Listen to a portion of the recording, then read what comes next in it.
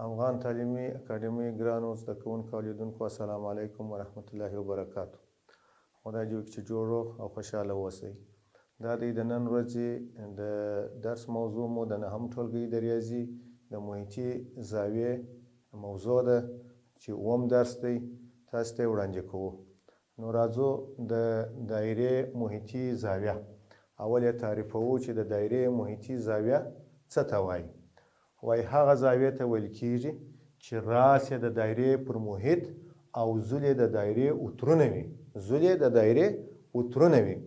یعنې موږ تاسو ته درې شکله دلته رسم کړي دي. په دې درې شکلو کې تاسو وګورئ، که داسې شکل ولیکل سي هم، که دغسې، که داسې. دا درې سره شکلونه محیطي زاویې بلل کېږي. ګورئ دا خپله یو وتر دی. که دغه کوتر ته موږ تاسې ویلي وو چې په هغه اول سر کې د درس چې کوتر ته هم موږ تاسې وتر ویلی سو، مشکل نسته. همدغه رقم دا هم وتر دی، دا هم وتر دی، دا هم وتر دی، دا هم وتر دی. ګوره دا د مرکز څخه نه دی تېر سوی، دا وتر دی، دا هم وتر دی، دا دوه نه دي او کوتر هم موږ تاسې ورته وتر ورته ویلی سو، کم مشکل نسته په دې کې. نو موږ تاسې ته وایي چې ها قضیه راکړې ده، وایي هره محیطي زاویې پراخوالی د مخامخ قوس نیمایي دی. هره محیطي زاویه د مخامخ قوس نیمایي دی. یعنې که چیرې دا زاویه موږ راواخو، موږ که د دغه قوس هر څو اندازه یې راکړې وي، که دغه مثلا 80 درجې وي، زموږ تاسې زاویه به څو درجې وي؟ 30 درجې به وي. که همدغه قوس موږ ته راکړل سوی 120 درجې، دا زاویه به څو درجې وي؟ دا به زموږ 80 درجې وي. که چیرې دغه قوس موږ ته راکړل سوی مثلا 100 درجې، دغه زاویه به څو درجې وي؟ دا به 50 درجې وي. نو راځو دا ثبوتوو. مثلا همدغه د بي زاویه چې دلته موږ ته راکړل سوې ده، دا موږ وایو د دغه مخامخ قوس نیمایي ده. مخکې مو وویله که چیرې دا زاویه نیوي، دغه قوس نیوي، نو زاویه به 45 درجې، ځکه دا قوس موږ په دوو باندې تقسیموو او موږ تاسو ته دغه 45 درجې راکوي. دا په ثبوت رسوو چې دا څنګه دواړه پر دوه باندې تقسیم شوي دي. راځو که چیرې ګرانو زده کوونکو موږ دغه د ا راس د مرکز سره ونښلو، د ا راس د مرکز سره ونښلو، تاسو وګورئ دلته یو مثلث په لاس راغی او بل دلته موږ تاسې یوه دانه مرکزي زاویه دلته لرو، په دې طرف کې یوه دانه مرکزي زاویه لرو او موږ تاسې ویلی سو یوه مرکزي زاویه چې دلته پرته ده دا خارجي زاویه څه د دې مثلث څخه. نو موږ ویلی سو چې دوې زاویې داخلي د یوې خارجي سره څنګه ده؟ مساوي ده، ځکه د A او B په مثلث کې دا داخلي ده، دا O چې مرکزي دې خواته راغله دا خارجي زاویه سوله. نو موږ تاسې داسې هم لیکلی سو چې د A زاویه جمع B زاویه، A زاویه جمع B زاویه دا مساوي ده په یوه خارجي زاویې سره، دغه د O زاویه ده. نو موږ تاسې ویلی سو چې دغه هم محیطي زاویه سول، ځکه دا هم محیطي سول، دا هم محیطي زاویه سولې. ځکه که دې شعاع ته موږ داسې حرکت ورکو، دا بیرته چې چین جوړېږي په دې شکل سره یو کوتر جین جوړېږي چې دا هم کوتر سو، دا هم، نو دا محیطي سول، دا هم چې سول محیطي سوله. نو د A زاویه جمع B زاویه مساوي ده د چا سره؟ د یوې خارجي زاویې چې هغه د O زاویه ده. اوس که تاسې ورته وګورئ په نتیجه کې موږ داسې ویلی سو چې د O زاویه بیا مساوي د چا سره ده؟ د AC د قوس سره ده. ځکه د AC قوس موږ ویلي وو په تېر درس کې چې موږ تاسې وویله چې دغه قوس د مرکزي زاویې سره څنګه دی؟ مساوي دی. په تېر درس کې موږ تاسې پر دې باندې بحث کړی دی. نو د O زاویه مساوي ده د چا سره؟ د AC د قوس سره. که چیرې موږ تاسې وګورو ګران شاګردانو، دلته د A زاویه جمع B زاویه، دلته د A زاویه موږ تاسې وویله چې مساوي د چا سره ده؟ د B د زاویې سره، ځکه چې دواړه څه شي دي؟ دواړه محیطي دي. دواړه څه شي دي؟ محیطي زاویې دي. نو چې محیطي زاویې سولې نو A او B دواړه څه شي سره؟ مساوي دي. نو موږ کولی سو چې په دغه فارمول پر اساس باندې دلته راځم د O د زاویې پر ځای باندې څه شي ښولی سم؟ د AC قوس یې ښولی سم. د O زاویې پر ځای باندې څه شي ښولی سم؟ د AC قوس یې ښولی سم. نو مساوي ورته ولیکو. A زاویه جمع B زاویه، نو زه ویلی سم چې A د B سره مساوي ده، نو ځکه ویلی سم چې د A پر ځای به څه شي کښېږدم؟ د B زاویه به کښېږدم. نو ولیکم چې B زاویه جمع B زاویه. دا شکل هم لیکلی سو.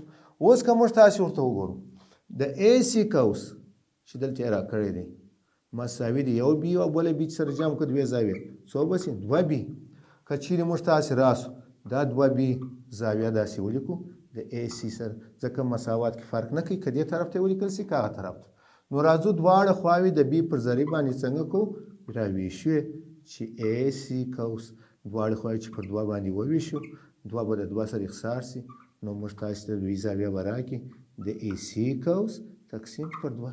دا دی چې موږ تاسو ته وایو چې که مخامخ قوس پر دوه باندې وویشو موږ تاسو ته مخامخ زاویه باید نیمه سي.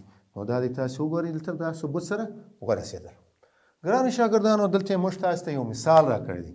په مثال کې داسې راته تشریح کړي دي وایي که چیرې په یو سرکل کې یعنې په یو دایره کې د او آر په شوا یعنې دا مرکز دا شوا په یو دایره کې مرکزي زاویه د ای او بي 80 درجې وي.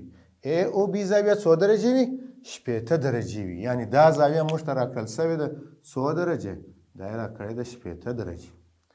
وایي که دا 80 درجې وي نو تاسې د ای سی بي محیطي زاویې او مخامخ قوس د ای بي را پیدا کړئ.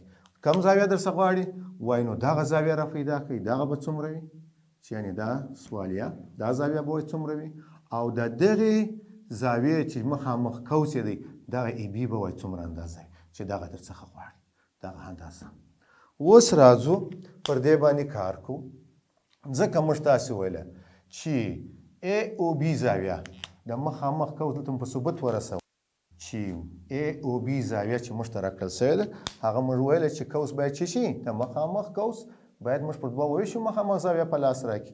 نو موږ تاسې ویلي وه چې ای بي قوس مساوي دی که چیرې دا پر دوه باندې وویشو مساوي په څو سره سي تاسې ورته وګورئ موږ به مساوي په څو سره سي مساوي به سي په او زاویې سره ځکه موږ تاسې ویله چې 80 درجې یعنې د ای بي قوس خو د مخامخ زاویه څه شي دی مساوي دی.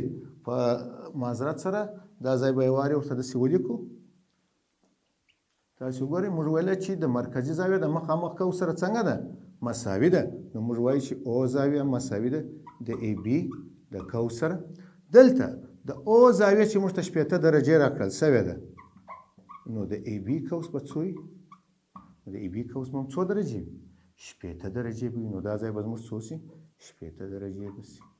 وګورئ اوس موږ څخه سی غواړي سی خو موږ ویله چې د مخامخ قوس څنګه ده نیمایي ده نو موږ تاسې د سی زاویه پیدا کوو د سی زاویه چې پیدا کوو نو خو د ای بي قوس به راواخو پر دوه به یې وویشو موږ ته به د سی زاویه راکړي په لاس نو د ای بي قوس مو څو درجې شو 80 درجې شو. وخت چې پر دوه یې وویشو څو درجې به سي 10 درجې نو دا زاویه به زموږ څو سي دا زاویه به د سی زاویه به موږ ته سي 10 درجې سي. دلته په تمرین کې یو سوال راکړی وایي په یوه دایره کې د 90 درجې په اندازه محیطي زاویه رسم کړئ. په یوه دایره کې په یو سرکل کې تاسو د 90 درجې په اندازه سره یو محیطي زاویه رسم کړئ. که چیرې موږ دغه نقطې ته A ووایو او دغه نقطې ته څه شی وایو B ووایو که چیرې دا خط قطر وي او دا مرکز وي ګرانو زده کوونکو که موږ تاسې دلته یو نقطه وټاکو پر همدغه ځای باندې که دا نقطه د دې سره وصل کړو او دا نقطه د دې سره وصل کړو نو په دغه ځای کې به دغه زاویه څو درجې دا به فکس 90 درجې لاسته راسي دا به 90 درجې وي. په همدغه شکل به تاسې رسم کړئ چې دغه نقطې چې موږ تاسې لاسته راوړو مثلا که دې نقطې ته یو نقطه ووایي د سی نقطه نو دغه ځای به څه شي دا به 90 درجې په همدغه شکل تاسې رسم کړئ. په تمرین کې یو بل سوال راکړی دی دوه یوې دایرې پر محیط د A او B دوه ټکي که څو محیطي زاویې رسم کولی شو د یوې دایرې پر محیط د A او B دوه ټکي کې څو محیطي زاویې رسم کولی شو. دلته ما تاسو ته حل لیکلی دی څرنګه چې د قوس په منځ کې د دغه قوس په منځ کې بې نهایته نقطې پرتې دي بې نهایته نقطې دي تاسو وګورئ دا د ما ټوله ټکي ټکي کړئ د دغه قوس په منځ کې ډېرې نقطې پرتې دي که چیرې موږ پر ده باندې دا هره نقطه راکش کړو نو بې نهایته زاویې به رسم کړو دا که د دې سره وصل دا که د دې سره وصل کړو دا که د دې سره وصل کړو همداسې که نورې پسې راکش دلته به ډېرې بې نهایته زاویې رامنځته شي.